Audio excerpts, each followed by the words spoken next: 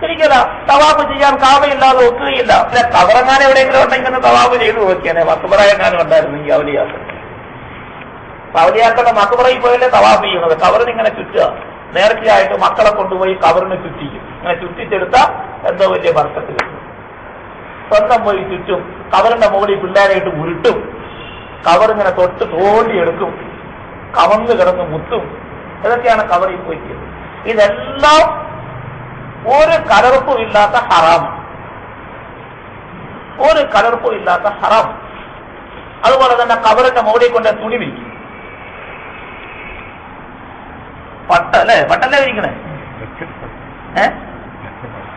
പച്ച പട്ട. കവറിന്റെ മുകളിൽ തുണി വിരിക്കൽ പാടില്ല. ഹറാം. പട്ടാണെങ്കിൽ ഡബിൾ ഹറാം. കാരണം പട്ട് ഉമ്മത്തികളിലെ ആണുങ്ങൾക്ക് ഹറാമാണ് എന്ന് നബി സല്ലല്ലാഹു അലൈഹി വസല്ലം തങ്ങൾ പറഞ്ഞു. പെണ്ണുങ്ങൾക്ക് മാത്രമേ പട്ട് ഉപയോഗിക്കാൻ അനുവാദമുള്ളൂ. ഒരു ദിവസം പള്ളിയിൽ നബി സല്ലല്ലാഹു അലൈഹി വസല്ലം തങ്ങൾ വലത് കയ്യിൽ സ്വർണവും ഇടത് കയ്യിൽ പട്ടും എടുത്തോണ്ട് വന്ന് രണ്ടും കൂടെ ഇങ്ങനെ പിടിച്ചോണ്ട് നിന്നിട്ട് നബി സല്ലല്ലാഹു അലൈഹി വസല്ലം തങ്ങൾ സഹാബാക്കളോട് പറഞ്ഞു, ഇന്ന ഹാദൈനി ഹറാമുൻ അലാ ദുഖൂരി ഉമ്മത്തി ഹില്ലുൽ ലിനാ. ഈ രണ്ട് സാധനവും എന്റെ ഉമ്മത്തിലെ ആണുങ്ങൾക്ക് ഹറാമാണ്, പെണ്ണുങ്ങൾക്ക് അനുവദനീയവുമാണ്. അപ്പൊ ആണുങ്ങൾക്ക് ജീവിച്ചിരിക്കുന്ന കാലത്തെ പട്ട് ഉപയോഗിക്കുന്നത് ഹറാമാ, മരിച്ചു കഴിഞ്ഞാൽ ഉപയോഗിക്കാവൂ? ഒട്ടും പാടില്ല. ഇനി പെണ്ണുങ്ങൾക്ക് അനുവദനീയമാണ്. അതുകൊണ്ട് പെണ്ണുങ്ങളായ ഔലിയാക്കൾ എവിടെയെങ്കിലും ഉണ്ടെങ്കിൽ അവിടെ പട്ട് വിരിക്കാവോ? അവർ കൊടുക്കാനാണെങ്കിൽ ഹലാലായിരുന്നു. അവരല്ല കൊടുക്കുന്നത്. കവറിന്റെ മുകളിൽ വിരിക്കുന്ന തുണിയാ. കവറിന്റെ മുകളിൽ തുണി വിരിക്കാൻ കൽപ്പിക്കപ്പെട്ടിട്ടില്ല. കല്ലിനും മണ്ണിനും തുണി പിടിപ്പിക്കാൻ നമ്മളോട് പറഞ്ഞിട്ടില്ല, കൽപ്പിക്കപ്പെട്ടിട്ടില്ല. അതുകൊണ്ട് ഈ പട്ട് വിരിക്കൽ, തൊട്ടുമുത്തൽ, തവാഫ് ചെയ്യൽ, ഉരുട്ടൽ, സുജൂദ് ചെയ്യൽ, ഇതൊക്കെ ഹറാം, തനിച്ച ഹറാം. ആര് പറഞ്ഞാലും ഹറാമാണ്. കാരണം നിയമം ശറഈന്റെ ഫിഖ്ഹിന്റെ നിയമമാണ്. ആര് ചെയ്യുന്നു എന്നുള്ളത് നോക്കണ്ട, നിയമം എന്താണെന്ന് അന്വേഷിക്കും. ഖബർ സിയാറത്ത് ചെയ്യാം. 2 ലക്ഷ്യങ്ങൾ സല്ലല്ലാഹു അലൈഹി വസല്ലം തങ്ങൾ പറഞ്ഞു ഖബർ സിയാറത്ത് ചെയ്യാൻ. ഈ കാര്യത്തിന് വേണ്ടി സിയാറത്ത് ചെയ്യാം. 2 കാര്യം. ഒന്ന്, സ്വന്തം നമ്മളുടെ മരണത്തെക്കുറിച്ച് ഓർമ്മ വരികയും നമ്മളുടെ ആരുടെ ഖബർ സിയാറത്ത് ചെയ്യുന്നോ അവർ ബന്ധുക്കൾ, മാതാപിതാക്കൾ, സഹോദരങ്ങൾ, മക്കൾ, ഏതെങ്കിലും തരത്തിൽ ബന്ധമുള്ളവർ, മഹാന്മാർ, സാലിഹീങ്ങൾ, ഇങ്ങനത്തെ ആളുകളുടെ ഖബർ സിയാറത്ത് ചെയ്യുന്നതിന് അവരുമായിട്ടുള്ള ബന്ധം, അവർക്ക് നമ്മളോടുള്ള കടമ പാലിക്കുന്നവരും അത് നിർവഹിക്കുന്നവരുമാകും. ആ കാര്യത്തിന് വേണ്ടി സിയാറത്ത് ചെയ്യാം. 2ാമത്തെ ലക്ഷ്യം ആഖിറത്തിന്റെ ചിന്ത ഉണ്ടാക്കാം.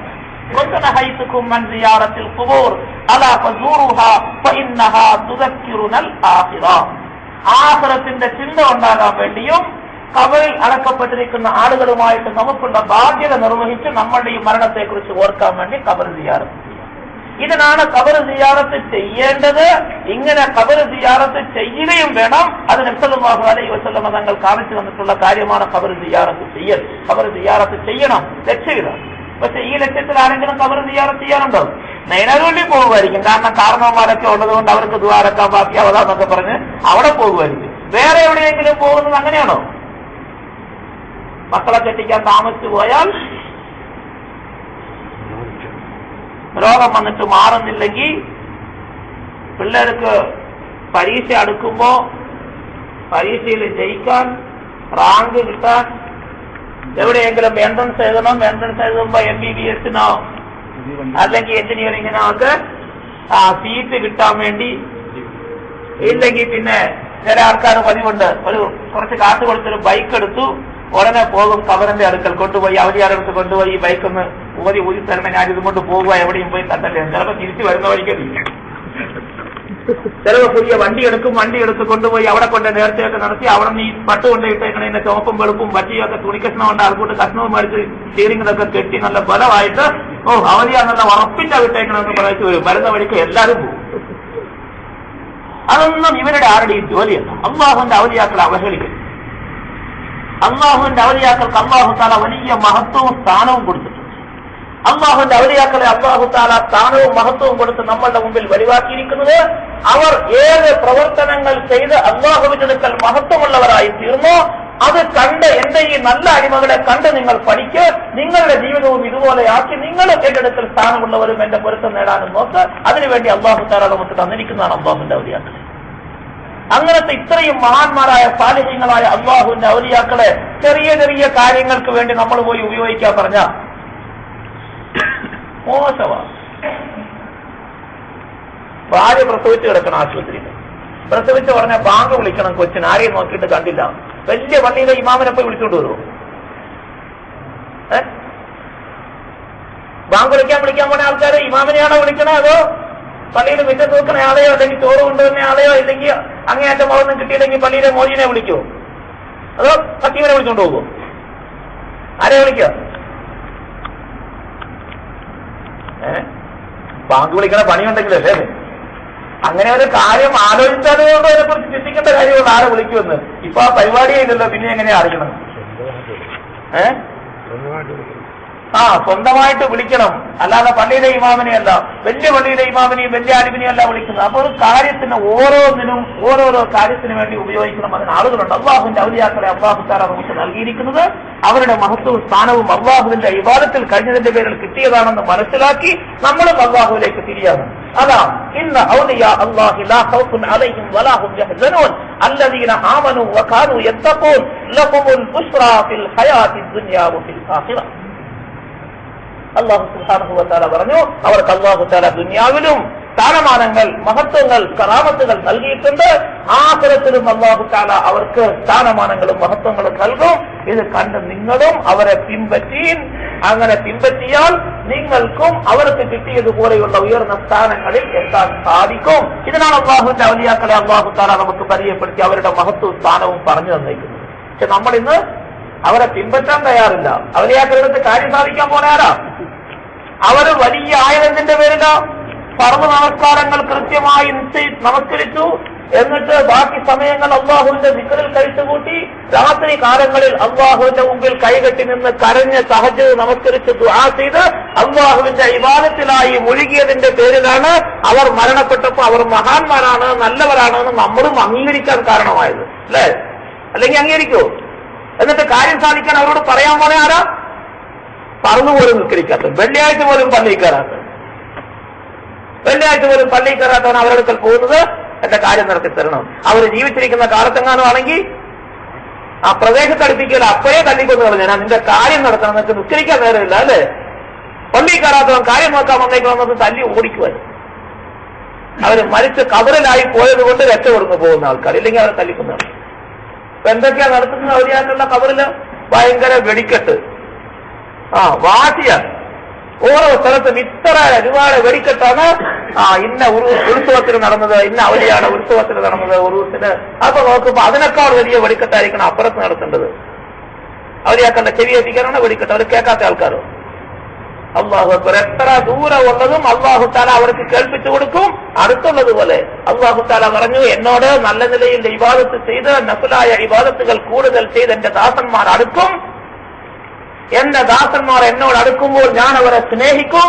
അവരെ സ്നേഹിച്ചാൽ ഞാൻ അവരുടെ കയ്യാകും, കാലാകും, കണ്ണാകും, ചെവിയാകും. എന്ന് പറഞ്ഞാൽ സാധാരണ മനുഷ്യൻ കേൾക്കുന്നത് പോലെ ആയിരിക്കുകയില്ല. അവർ കേൾക്കുന്നത് വളരെ ദൂരത്തിലുള്ള ശബ്ദവും ഞാൻ അവർക്ക് കേൾപ്പിച്ചു കൊടുക്കും. അസാധാരണ ആളുകൾ കാണുന്നത് പോലെയല്ല അവർ കാണുന്നത്. വളരെ ദൂരത്തിലുള്ള കാര്യങ്ങൾ പോലും അവരുടെ കൺമുമ്പിൽ ഞാൻ കാണിച്ചു കൊടുക്കും. സാധാരണ മനുഷ്യൻ ചെയ്യുന്നത് പോലെയല്ല അവരുടെ കൈകൊണ്ട് ചെയ്യുന്നത്. സാധാരണ മനുഷ്യർക്ക് ചെയ്യാൻ സാധിക്കാത്ത കാര്യങ്ങൾ അവരുടെ കൈകൊണ്ട് ചെയ്ത് ഞാൻ കാണിച്ചു കൊടുക്കും. അവർ സാധാരണ ആളുകൾ നടന്നെത്താൻ പറ്റാത്ത ദൂരത്തിൽ പ്രയാസമില്ലാതെ വേഗതയിൽ നടന്നെത്തിയതായി ഞാൻ കാണിച്ചു കൊടുക്കും. അങ്ങനെ അവരുടെ കൈക്ക്, കാലിന്, കണ്ണിന്, ചെവിക്ക് ഇതിനെല്ലാം അദൃശ്യമായ, സാധാരണ ഇല്ലാത്ത ഞാൻ പ്രത്യേകമായ നിലയിൽ നൽകുന്ന കഴിവുകൾ ഞാൻ അവർക്ക് കൊടുക്കും. ഉമർ ഇബ്നുൽ ഖത്താബ് റളിയല്ലാഹു അൻഹു മദീനയിലെ മസ്ജിദുൻ നബവിയിലെ മിമ്പറിൽ വെള്ളിയാഴ്ച ദിവസം ഖുതുബ ഓതിക്കൊണ്ടിരിക്കുന്നു. ഖുതുബയുടെ ഇടയ്ക്ക് ഒരു ബന്ധവും ഇല്ലാതെ ഉമർ റളിയല്ലാഹു അൻഹു ഒച്ചത്തിൽ വിളിച്ചു പറയുന്നു, യാ സാരിയ അൽ ജബൽ അൽ ജബൽ. മസ്ജിദുൻ നബവിയിൽ ഖുതുബ കേട്ടോണ്ടിരുന്ന സഹാബാക്കളൊക്കെ അന്തം വിട്ടു. എന്താ പറ്റി ഉമർ റളിയല്ലാഹു അൻഹു ഒച്ച ഉണ്ടാക്കണ? എന്താ മിമ്പറി ഒന്നുകൊണ്ട് പഠിച്ചവനെ വല്ല കുഴപ്പവും പറ്റിയോ? ഇമാംകരിക്കാൻ ഒക്കരെ അതുപോലെ ആശുപത്രി പോകേണ്ടി വരുമോ, എന്താ സംഭവം, വേറെ ആളെ ഇമാമിനെ തിരക്കണോ, എല്ലാവരും വിഷമിച്ചു. ഇത്രയും പറഞ്ഞിട്ട് ഉമർ റളിയല്ലാഹു അൻഹു ബാക്കി ഖുത്ബ ഓതി പൂർത്തിയാക്കി നമസ്കരിച്ചു. നമസ്കാരം കഴിഞ്ഞപ്പോൾ സഹാബാക്കൾ ചോദിച്ചു, എന്താ സംഭവം, മിമ്പറിൽ നിന്നുകൊണ്ട് ഇങ്ങനെ ഒച്ച വെക്കുന്ന കേട്ടല്ലോ, സാരിയായ വിളിക്കുന്ന കേട്ടല്ലോ, സാരിയായ നിങ്ങളല്ലേ പറഞ്ഞയച്ചത്, സാരിയ ഇവിടുന്ന് 50 ദിവസത്തെ വഴിദൂരം, 50 ദിവസം നടന്നാലേ എത്തുള്ളൂ, അത്രയും വഴിദൂരത്തിലുള്ള നഹാവന്തിലേക്ക് യുദ്ധത്തിന് വേണ്ടി അമീറാക്കി നിങ്ങൾ സാരിയായ പറഞ്ഞയച്ചിട്ട് ദിവസങ്ങൾ എത്ര കഴിഞ്ഞു, മിമ്പറിൽ നിന്നുകൊണ്ട് സാരിയായ വിളിച്ച് ഞങ്ങൾ തിരിഞ്ഞു നോക്കിയപ്പോൾ സാരിയായ ഒന്നും കണ്ടില്ലല്ലോ, എന്താ സാരിയായ വിളിച്ചത്? ഒരു സഹാബിയുടെ പേരാണ്. ഉമർ റളിയല്ലാഹു അൻഹു നഹാവന്തിലേക്ക് യുദ്ധത്തിന് വേണ്ടി ഒരു സൈന്യങ്ങളെയും കൂട്ടി അമീറാക്കി അയച്ചിരുന്നു സാരിയ റളിയല്ലാഹു അൻഹു. ഉമർ റളിയല്ലാഹു അൻഹു മദീനയിലെ മിമ്പറിൽ നിൽക്കുന്നു, ഇത്രയും ദൂരത്ത്. എന്താ ഉമർ റളിയല്ലാഹു അൻഹു വിളിച്ചത്? സാരിയ റളിയല്ലാഹു അൻഹും സഹാബാക്കളും യുദ്ധത്തിൽ അകപ്പെട്ടിരിക്കുന്നു, ശത്രുക്കളുമായി ഏറ്റുമുട്ടിക്കൊണ്ടിരിക്കുന്നു, ഒരു മലയുടെ താഴ്വാരത്തിലാണ് യുദ്ധം നടക്കുന്നത്. ഉമർ റളിയല്ലാഹു അൻഹു സാരിയയെ വിളിച്ചു പറഞ്ഞു, സാരിയ, മലയുടെ പിറകിൽ കൂടി ശത്രുക്കൾ കയറി വരുന്നു, നിങ്ങളെ ആക്രമിക്കാൻ തിരിഞ്ഞു നോക്കണം, മലയെ സൂക്ഷിച്ചു വരണം, മലയുടെ പുറകിൽ നിന്ന് ശത്രുക്കൾ കയറി വരുന്നു. ഉമർ റളിയല്ലാഹു അൻഹു മദീനയിലെ മിമ്പറിൽ ഖുത്ബ ഓതിക്കൊണ്ട് നിൽക്കുന്നു. ഉമർ റളിയല്ലാഹു അൻഹുവിന്റെ കണ്ണെവിടെയാണ്? മാസങ്ങളോളം വഴിദൂരമുള്ള നഹാവത്തിൽ യുദ്ധം നടക്കുന്ന യുദ്ധക്കളത്തിലെ മലയുടെ പുറകിൽ കൂടി ശത്രുക്കൾ വരുന്നത് കാണുന്നു. ഉമർ റളിയല്ലാഹു അൻഹു മിമ്പറിൽ നിന്നുണ്ട്. അതാ വിളിച്ചു പറഞ്ഞ, യാ സാരിയ അൽ ജബൽ അൽ ജബൽ, മലയുടെ പുറകിൽ കൂടെ ശത്രുക്കൾ കയറി വരുന്നു, നിങ്ങൾ അങ്ങോട്ട് തിരിഞ്ഞ് ശത്രുക്കളുടെ നേരെ ഏറ്റുമുട്ടിക്കൊണ്ടിരിക്കുകയാണ്, പുറകിൽ കൂടെ വന്ന് നിങ്ങളെ പിടിച്ചാൽ കാണൂല, നോക്കിക്കൊണ്ട്. സാരിയ റളിയല്ലാഹു അൻഹു സൈന്യങ്ങളെയും കൊണ്ട് പെട്ടെന്ന് തിരിഞ്ഞ് മലയുടെ ഒരു ഭാഗത്തേക്ക് പുറകോട്ട് തിരിഞ്ഞ് വേറൊരു കൂട്ടരെ ആക്കി നോക്കാൻ പറഞ്ഞു. യുദ്ധം വിജയിച്ചു. ഉമർ റളിയല്ലാഹു അൻഹു മദീനയിലെ മിമ്പറിൽ നിന്ന് വിളിച്ചു പറയുന്നു, വയർലെസ്സും മൊബൈലൊന്നും ഇല്ലാന്ന്.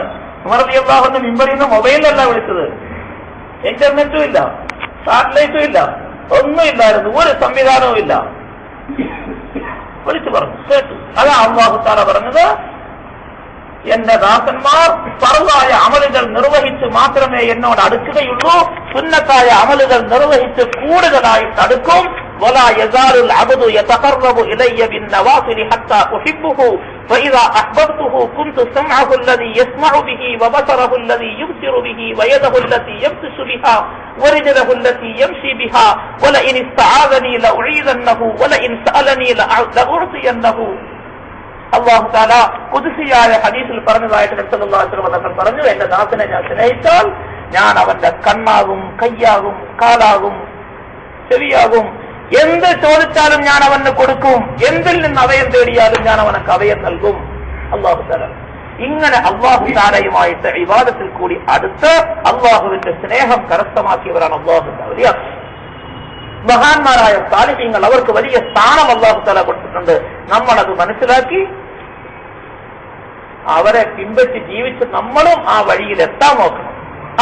അല്ലാഹുവിനോട് ദുആ ചെയ്യാൻ, പടച്ചവനെ ഈ മഹാന്മാരുടെ ബർക്കത്ത് കൊണ്ട് നിന്റെ അടുക്കൽ അവർക്കുള്ള സ്ഥാനത്തിന്റെ പേരിൽ അതിനെ മുൻനിർത്തി ഞാൻ ചോദിക്കുന്നു, പടച്ചവനെ എന്റെ കാര്യം സാധിച്ചു തരണേ എന്ന് വേണമെങ്കിൽ മഹാന്മാരുടെ ബർക്കത്ത് കൊണ്ട് സാലിഹീങ്ങളെ അല്ലാഹുവിന്റെ അടുക്കൽ പറഞ്ഞ് ദുആ ചെയ്യാം. അങ്ങനത്തെ ഒരു അവകാശമുണ്ട്. അതിനപ്പുറം ഈ ഔലിയാക്കളെ മറ്റൊന്നിനും ഉപയോഗിക്കാൻ പാടില്ല. കാര്യം നടത്തിത്തരാൻ അവരെ അല്ലാഹ് ഏൽപ്പിച്ചിട്ടുമില്ല. അങ്ങനെ ഏൽപ്പിച്ചിരുന്നെങ്കിൽ പിന്നെ അല്ലാഹ്ക്ക് പണിയില്ലാണ്ടാവും. ഈ പാടൊന്നുമില്ലല്ലോ, ഓരോ ഔലിയാക്കളെ ഓരോരുത്തരങ്ങ് പിടിച്ചു വെച്ചാൽ പോലെ അവർക്ക് എന്തെങ്കിലുമൊക്കെ കൊടുത്ത് സന്തോഷിപ്പിച്ചങ്ങ് വെച്ചാൽ നമ്മൾ വിചാരിക്കുന്ന കാര്യമല്ല അവർ നടത്തി തരും. ഉച്ചരിക്കുകയും വേണ്ട, നോമ്പ് വയ്ക്കുകയും വേണ്ട, ഒന്നും ചെയ്യണ്ട. അങ്ങനെയൊന്നും അല്ലാഹു തആല ആരെയും ഏൽപ്പിച്ചിട്ടില്ല. ആർക്കും അങ്ങനെ പറയാനുള്ള അവകാശവും അധികാരവും അല്ലാഹു തആല കൊടുത്തിട്ടില്ല. കാര്യങ്ങൾ നടത്തുന്നവനും കാര്യങ്ങൾ നിയന്ത്രിക്കുന്നവനും എല്ലാവരുടെയും എല്ലാ കാര്യങ്ങളെയും സാധിപ്പിച്ചു കൊടുക്കുന്നവനും അതിനുള്ള കഴിവും അല്ലാഹുവിന് മാത്രമേ ഉള്ളൂ. പക്ഷെ ഈ സാലിഹീങ്ങളെ മുൻനിർത്തി ദുആ ചെയ്താൽ അവരോടുള്ള ബന്ധവും സ്നേഹത്തിന്റെയും പേരിൽ ചിലപ്പോൾ അല്ലാഹു തആല സാധിച്ചു തന്നു തന്നേക്കാം. അങ്ങനെ ദുആ ചെയ്യാൻ അവകാശം. ജീവിച്ചിരിക്കുകയാണെങ്കിൽ അവരുടെ മുമ്പിൽ പോയി പറഞ്ഞ് അവർ ദുആ ചെയ്യലല്ലേ നല്ലത്, നമ്മുടെ ദുആയേക്കാൾ നല്ലത് അവരോട് പറഞ്ഞ് ദുആ ചെയ്യിപ്പിക്കും. പക്ഷേ ഒരു കാര്യം, ഫർദ് നമസ്കരിക്കാത്ത, ഫർദ് നോമ്പ് പിടിക്കാത്ത, ഫർദായ അമൽ ചെയ്യാത്ത ഒറ്റ ഒരു മനുഷ്യനും വലിയാവില്ല. അവരെ വലിയെന്ന് പറയാനും പാടില്ല, അവരുടെ കൂട്ടത്തിൽ കൂടാനും പാടില്ല. ഫർദ് നമസ്കരിക്കാതിരിക്കുന്ന ആള് ഫർദ് നമസ്കരിക്കാതിരിക്കണമെങ്കിൽ 2 ഒഴിവ് മാത്രമേ ഉള്ളൂ ഫർദ് നമസ്കരിക്കാതിരിക്കണം.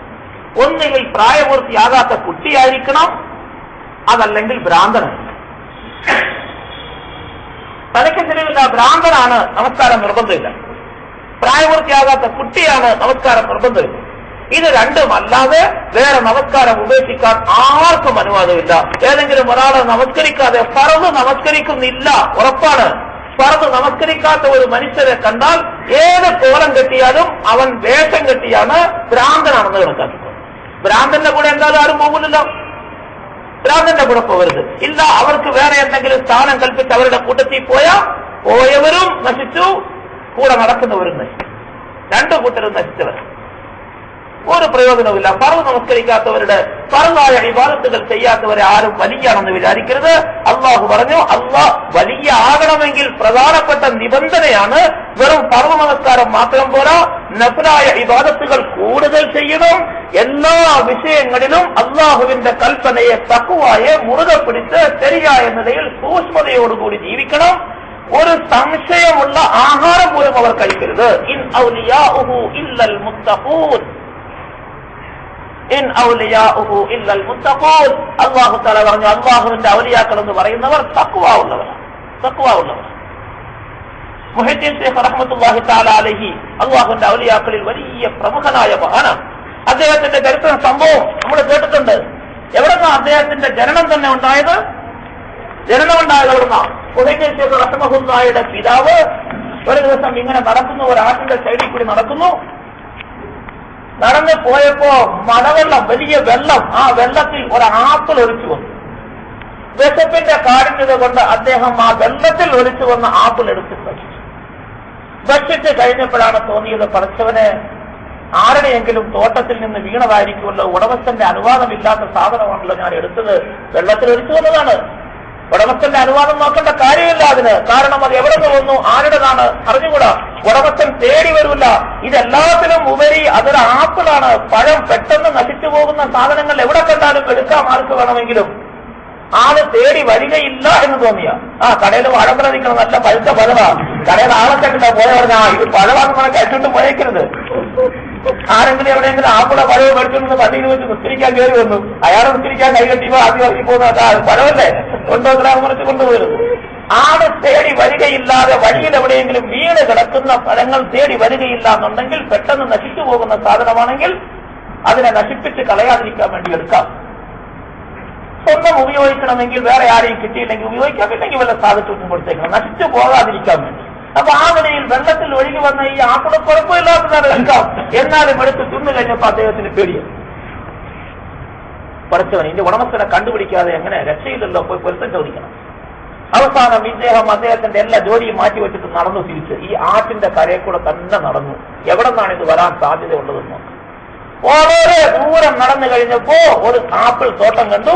അതിൽ നിന്നും ഒരു മരം ആറ്റിലേക്ക് ഇങ്ങനെ ചാഞ്ഞ് അതിന്റെ പഴം വെള്ളത്തിൽ മുട്ടിനിൽക്കും. അപ്പൊ അദ്ദേഹത്തിന് മനസ്സിലായി, മഴ പെയ്ത് മലവെള്ളം വന്നപ്പോ പെട്ടെന്ന് ഇതിൽ തട്ടിയിട്ട് അതിൽ നിന്ന് കടന്നു വീണതായിരിക്കും.